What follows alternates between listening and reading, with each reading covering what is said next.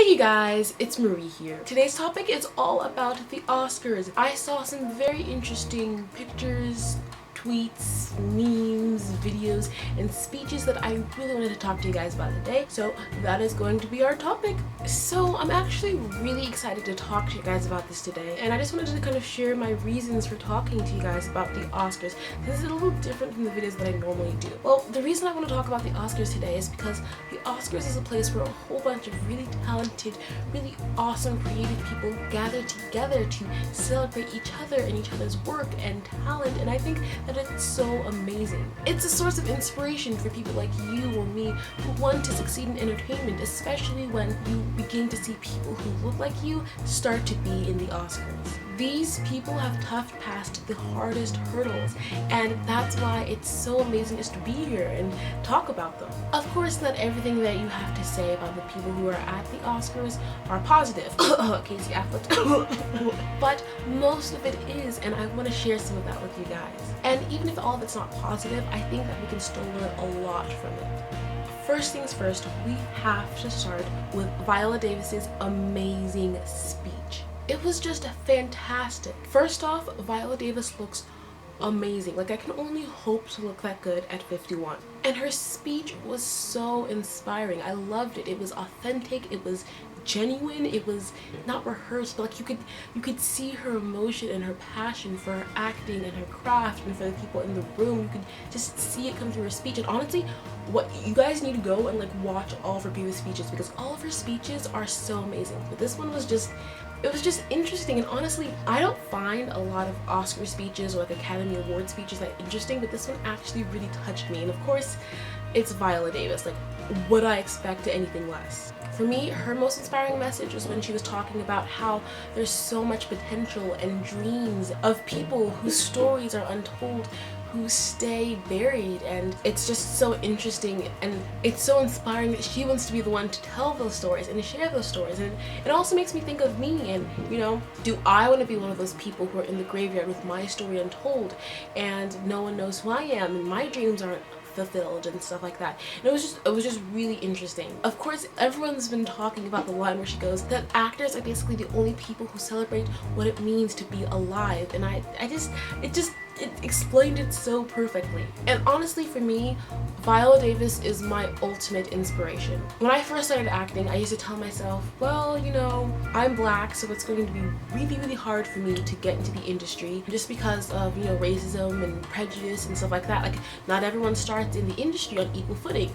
Those who are more beautiful, those who are taller, those who are more talented, those people have an advantage. And so I thought I would never succeed because I'm black. And then I saw Viola Davis, who has her own show, who is winning awards and doing amazing things, and I'm like, girl, what's your excuse? And I used to tell myself, well, you're too old to act naturally and you don't have enough money to act. And she literally came from poverty. Like, she was dirt poor. Like, she was so poor, and look at where she is now, and it's just amazing. And she has such a good heart. She has adopted a daughter, and you can tell that she's like genuine. She's like humble but confident and genuine, and she's just completely focused on her work, and it's just something I like totally admire. Like, oh my gosh. And now she's the first black woman to have gotten an Oscar, a Tony, and I believe an Emmy. And now all she needs to do is get her Grammy, girl. Go get it. And she's accomplishing all of this at 51. It's honestly just like so inspiring. The next two things, you cannot talk about the Oscars without talking about these. The first one is Nicole Kidman's clap. Basically, she's here, she has this big old ring on her finger, and she's clapping like she despises her hands touching. And honestly, this is something that I would totally do. Like, if I had like a huge ringer on my finger and I had no idea what to do with it, I'd be like, what? Like, I wouldn't know what to do. And that's like literally how she was. It was just so funny. I'm just happy because I know that there will be lots of memes spurred from that. Any meme that comes from that is just going to be effing hilarious. Speaking of memes, Ryan Gosling inadvertently created a meme when he leaned in to whisper into this girl's ear, and she was just like, what the F is happening? And so I just wanted to showcase some examples of tweets and memes that have been created from this original picture. which is now turned into this. And this. And this. Oscars. So memeable. The next thing is the Moana star, I really don't know how to say her name. She debuted on the red carpet and looked so freaking flawless. Like, girl, how? How? She's like 1 year older than me, which means I have 1 year to get from like this to like that in like a year. And like I just don't think it's possible. Honorable mentions for people who looked good: Jennifer Lawrence. And this dress just yes, girl. Okay, so the last thing that I wanted to talk about today is the mess that happened at the Oscars. I've calmed down a lot more. I think that if you talked to me 2-3 days ago, I would have been enraged, up in arms, you know, about how they all mixed up the awards. So basically, if you don't know what happened, the Oscars basically Steve Harvey'd Moonlight. So Warren Beatty called up La La Land for the thing, but he was reading the wrong card. He was reading Emma Stone's card for Best Actress, and it was supposed to be Moonlight. So, you know, La La Land came on stage, the director and all these other people were making speeches, and then they're like, oh, whoops, let's just rewind because that's not correct. Actually, Moonlight, hey, you guys actually won. And everyone's just like, what the F just happened here? My initial reaction to this was like, and then I think I got on Twitter and I started getting a lot more mad. I think people on Twitter were making really good points that I just sort of want to talk about and share with you guys, because honestly, I still agree with these. So one of the main things was like, honestly, like, this shouldn't have happened. Let me explain. Of course, this was a mistake. No one meant for this to happen, but honestly, it still shouldn't have happened. And I don't care who's to blame. I don't care like that one person messed up. I really don't care. I just care that this happened, and here's why.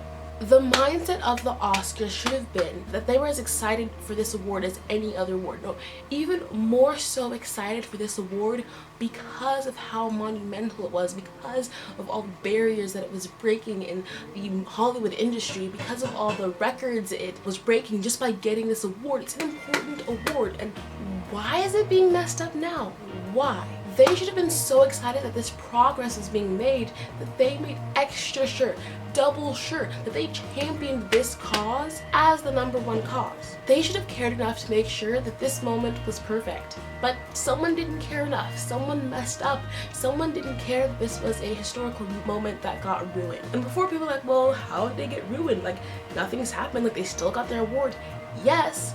But now the award isn't the center of the story. Now it's not news lines and headlines about how they got this award, about how they did all these things. Now the news lines and headlines are about how Oscars messed up, about Jimmy Kimmel and whatever he had to say, about Steve Harvey. Like, who even cares about Steve Harvey? Like, he was so 2015. Or the other part of the story is how gracious the directors were of La La Land and giving up the award, which is totally true. They were so nice and so gracious, and like, total kudos for them. Like, that's so freaking awesome. But like, that's not the point. Like, that's not what we care about. But should have been the centerpiece of the story was the historicalness of this film. Furthermore, if I'm going to take back a step back from the situation, as soon as I heard this happen, you know, like, there's like a little internal thing that's like, why is this happening? And why is this happening now? There have been like, what, 85 Oscars? Why is it happening at this very specific moment for this very specific movie? Like, why? Why hasn't there been a mistake this large, this damaging for any of the other movies this night, previous 85 years? Why for this movie, huh? Tell me. And again, not blaming anyone, not blaming the Oscars. I want to end up at the Oscars one day. Like, I can't criticize. And I know a lot of people are going to be like, well, it's a mistake. This is just people trying to be more PC, and people just need to grow up, and this is about people trying to make white guilt a thing. And you know what? I get that. You know, I understand where you're coming from. But I'm not going to be someone who turns my head away and closes my eyes to a situation where something obviously went wrong.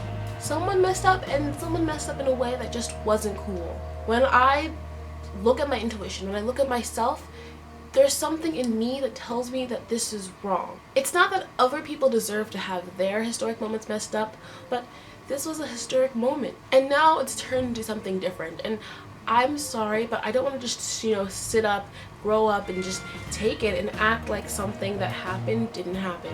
But if we're all in the case of Moonlight, here are some reasons that I'm so glad that they gave this award to Moonlight. It was the first LGBTQ film to receive an award this large. It's the first Oscar-winning movie that features black characters that's not about racism. I know it's gotten amazing reviews. I'm just sort of sad now that like the amazingness of this is just buried. And I know a lot of people are doing their best to make a conscious effort to remember the actual progress that Moonlight represents, and that's amazing. Overall, I don't think that this Oscars was the worst Oscars, not by a long shot. We don't have Oscars so white this year, sort of the opposite of that, and that's something that's very, very cool. Viola Davis won, Moonlight won, the guy who starred in Moonlight won. It was just super awesome, and I'm really glad to see that this progress is happening, especially for a black actress who's interested in this stuff and who's inspired by seeing these barriers coming down. And it reminds me of Viola Davis' speech where she quoted Harriet Tubman and saying that there's, you know, a beautiful field of white women waving to me and I just can't seem to get across.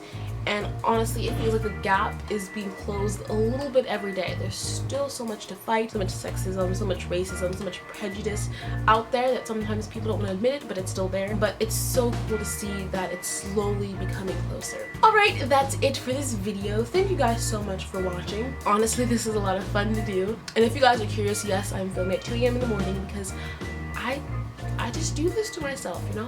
I don't sleep. If you want me to do more reaction videos to things in the entertainment industry, I think this is something that's going to become a more regular part of my channel. You know, leave your suggestions below. I love hearing from you guys. You guys are the most supportive, most sweet, the best people to have as a part of my family. You guys are the reason I act, the reason I create, the reason I always want to share videos, and why I'm excited to get up and make videos, and why I'm excited to stay up till 2 to make videos. It's because of you guys, and I want you to know that I value you, even if no one else does. So talk to me, say hi, say March Madness, I don't know what's going on in your March. Thank you guys so much for watching. If you liked it, please like it and subscribe, and you know, leave me a thumbs up, but most importantly, comment below.